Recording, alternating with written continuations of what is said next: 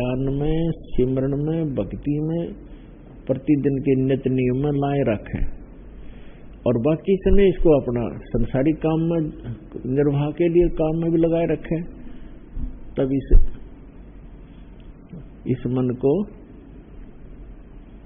इस मन से हम जूझेंगे, तभी हम सफल होंगे। एक गुरु था, उसने अपने चेले को एक विद्या सिखा दी, भूत विद्या, और उससे ये कहा कि मेरी अब्सेंस में इस विद्या को तू प्रयोग मत करना। तो गुरुजी के कहने से चेला स्वीकार किया कि अच्छा जी।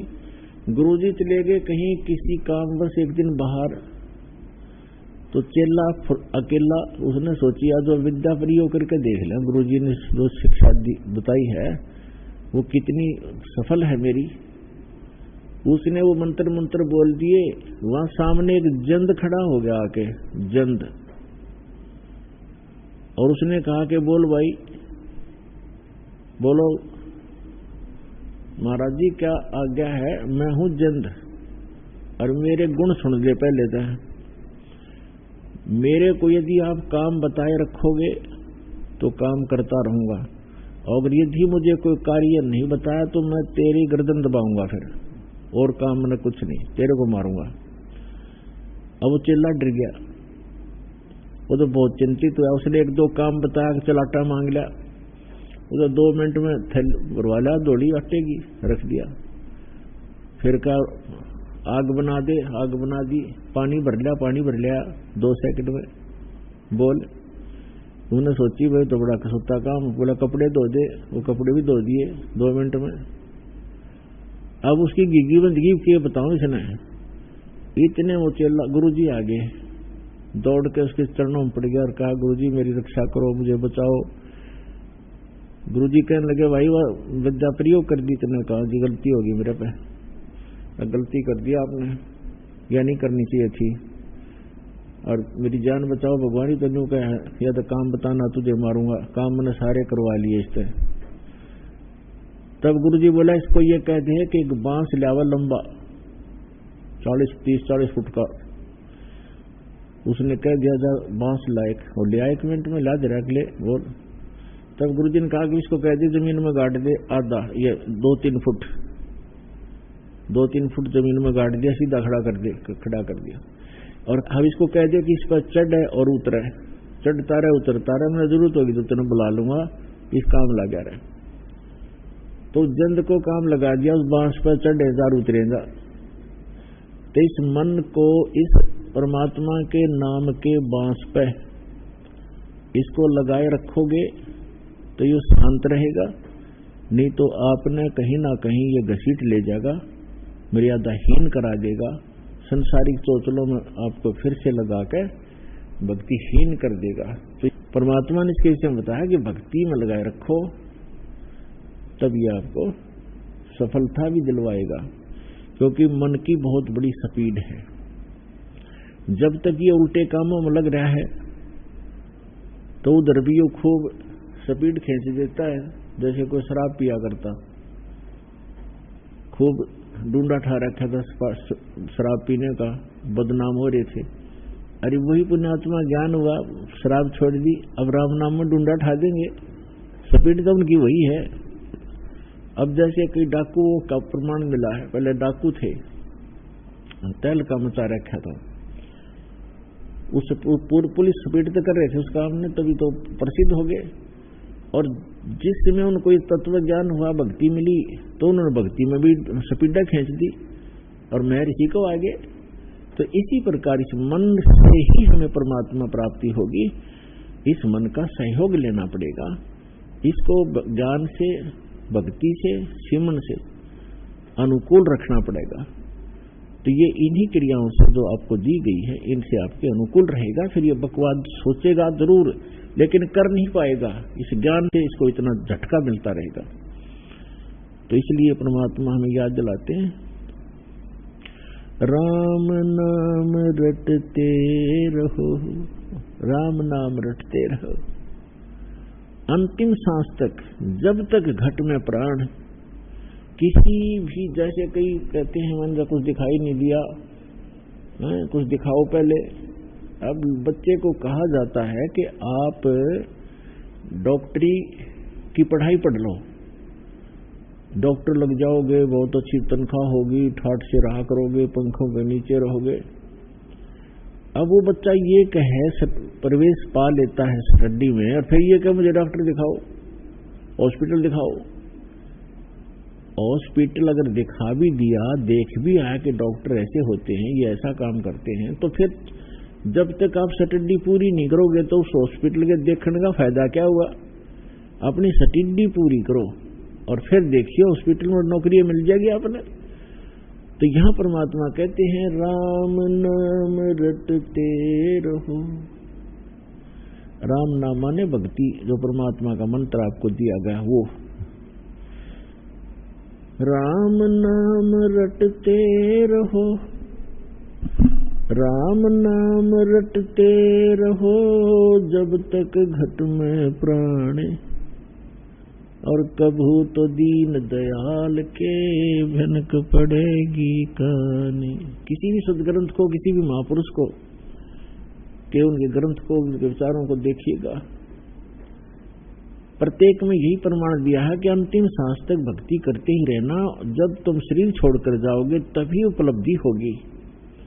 श्रीमद् भगवद गीता अध्याय नंबर 8 के श्लोक नंबर 13 में कहा है, अर्जुन मेरी सतर की जो भक्ति है, मैं ब्रह्म हूं, श्री कृष्ण में बोल रहा था।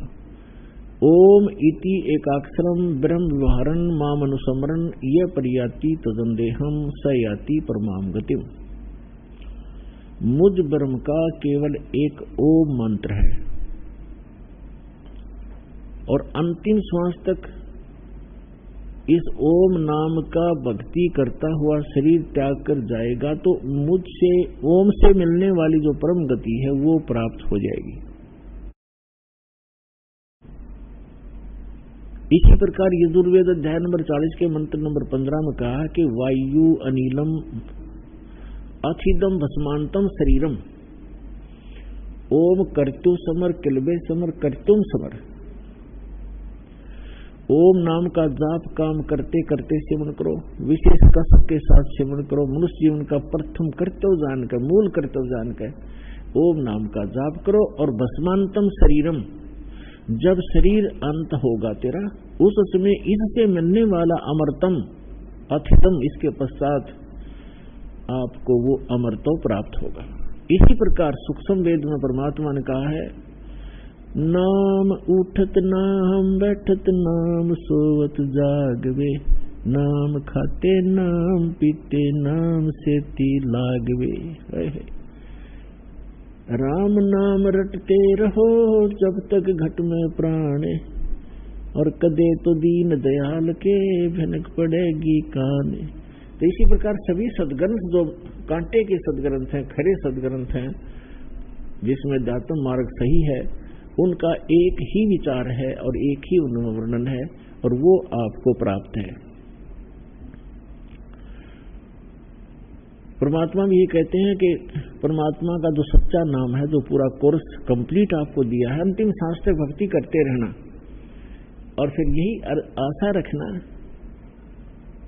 कि कभी तो भगवान सुनेगा दीन की। आधीनी बहुत जरूरी है इस भक्ति मार्ग के अंदर। रावण ने भक्ति की, ऐसी सेक्रीफाइस किया भक्ति में, भगवान के लिए कोई कर नहीं सकता। यहां से धड़ काट दिया, दोनों हाथ और सर चढ़ा दिए भगवान के, लेकिन जैसा किया वर्णन मिल गया, लेकिन मोक्ष नहीं हुआ, क्योंकि इसके अंदर आधीनी नहीं आई। अब क्या बताते हैं, विभीषण के अंदर आधीनी आई, रावण के भाई में रावण में आधीनी नहीं आई। तो जिस राज्य को प्राप्त करने के लिए रावण ने कितने दाढ़े भुगते, पहले तो घोर तप किए, सिद्धियां प्राप्त की, कुर्बानी की, शीश भी दे दिया, फिर भी वह लंका नहीं रख सका, क्योंकि उसके पास पूर्ण परमात्मा की भक्ति नहीं थी, और उसकी भक्ति के बिना अधीनी जीव में आ नहीं सकती। और विभीषण अधीन हुआ परमात्मा, मुनिंदर नाम से आए हुए थे त्रेता युग में, मुनिंदर ऋषि के वशिष्ठ हुए थे। कौन? मंदोदरी और विभीषण। उन दोनों के अंदर अधीनता थी। तो रावण में अधीनी नहीं थी, अधीनी बिना भगवान सुनता नहीं। अधीनी के पास है पूर्ण ब्रह्म दयाल, मान बड़ाई मारियो भाई बेअदबी सिर काल। फिर क्या बताते हैं, विभीषण का भाग बडेरा, दसातन आया तिस नेड़ा, दसातन आया बिस्वे बीसा, जाको लंक दई बख्शीसा। ऐसा दासातन है भाई, लंक बकस्त्या देर न लाई। है। अब देखो, हम निमित्त बना देते हैं, राम ने विभीषण को राज दे दिया। राम ने विभीषण को क्यों दिया और को ना दिया? क्योंकि विभीषण परमात्मा की सतभक्ति कर रहा था और वहां की जनता को एक अच्छे राजा की आवश्यकता थी जो भगवान से डरने वाला हो। तो परमात्मा की भक्ति करता था, सतपुरुष की विभीषण। तो सब माहौल, सब कारण करे करावे साइया, मन में लहर उठा और दादू सिर दर्जीव के वो आप बगल हो जा। तो यहाँ गरीबदास साहब जी बता रहे हैं कि विभीषण का भाग बडेरा, बड़भागी था वो, जिसकी दासातन आया तिसनेरा, उसकी अधीनी आई उसके अंदर। और कहते हैं दासातन आया विश्वे बीसा, अर्जा को लंक देई बख्शीसा। बख्शीश में मिली उसने परमात्मा की सतभक्ति करने से। ऐसा दासातन है भाई, लंक बख्शते वार न लाई। अगर यहाँ के संसारिक सुख भी तुम चाहो हो तो भी परमात्मा कहते हैं जतन राजपाट भी चाहिए, हमरा इधर ले ध्यान। लेकिन ये राजपाट आपके जीवन का दुश्मन है। यहाँ तो गरीब बनकर रहना पड़ेगा, इच्छाओं का नाश करके जीना पड़ेगा। एक सारी सृष्टि का संचालक सबको, राजा को भी वही दे रहा है उसकी किस्मत अनुसार, और वो एक झोपड़ी में बैठ के दुल्हे का काम किया करता था। वो पागल थोड़ा ही था। जो परमात्मा, जिसको हम एक धान दुल्हा कहा करते, कवि कहा करते थे, और जिसके निमित्त 18 लाख व्यक्ति आ गए और उन 18 लाख व्यक्तियों को मोहन भोजन खिलाया 3 दिन, और एक एक असर फिर एक दौर दिया उस झोपड़ी में बैठे ने। वो दुल्हा था, वो तो परमपिता थे, सारी सृष्टि के संचालक थे। लेकिन वो लीला क्यों कर रहे थे कि आपको जीने के लिए, इस भक्ति प्राप्ति के लिए, परमात्मा प्राप्ति के लिए, मोक्ष कराने के लिए ऐसे जीवन जियो जैसा मैं था। भगवान की रजा में राजी रहे, जो दे उसने खावे, और घनी इच्छा नहीं रखे। और यदि आपको आवश्यकता भी पड़ेगी इस जीवन में किसी भी प्रकार की, तो ऐसे मदद होगी जैसे परमात्मा ने 18 लाख व्यक्तियों को, 18 लाख 200 व्यक्ति आकर बारात में, और एक महीने पहले चिंतित हो जाता है पूरी फैमिली, आसपास के मित्र, भाईचारा भी दुखी हो जाता है कि 200 आदमी आएंगे, खाने की व्यवस्था करनी है। और खाने के लिए घर वालों को बाद में कहते पहले बारात ने जमा दो, कहीं कम ना रह जा भोजन। 18 लाख कलेजा हिलजा प्रधानमंत्री का 18 लाख आदमियों को एकदम भोजन खिलाना हो जाता है। तो वो क्या एक दुल्हाए थे? तो परमात्मा ने ये लीला की क्यों?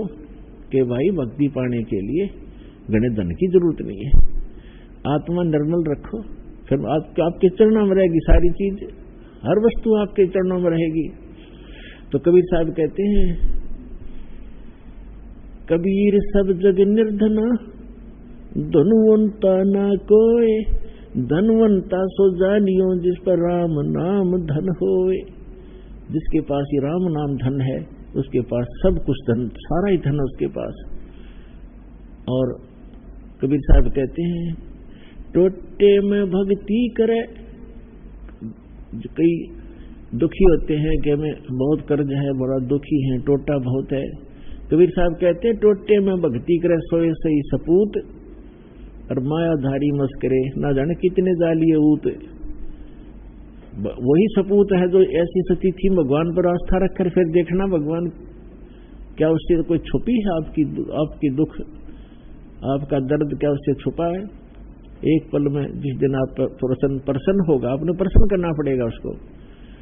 और हृदय से ये रखे कि भगवान जैसे रखोगे नहीं रोएंगे, भगवान भूखे रखो चाहे प्यासे, पर चरणों में रखना मेरे दाता।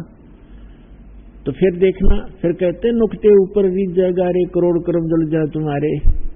जिस दिन आपकी ये समर्पित भाव हो जाएगा भगवान के प्रति, फिर देखना आप सोच भी नहीं सकते इतने सुख देगा भगवान। तो पुण्यात्माओं, आपका सौभाग्य है कि आपको ये स्थान मिला, सच्चा भगवान मिला, सच्चा नाम मिला। अब इसको बना के रखना, इस भक्ति को बर्बाद ना होने देना। जैसे माता गर्भ को रख यतन बना, और ठेस लगे तो छिन्न हो तेरी ऐसे भक्ति जा। अब ये परमात्मा कहते समझा है तो सिर दर पाओ, भौर नहीं रे ऐसा दाव। बोलो सतगुरुदेव की जय।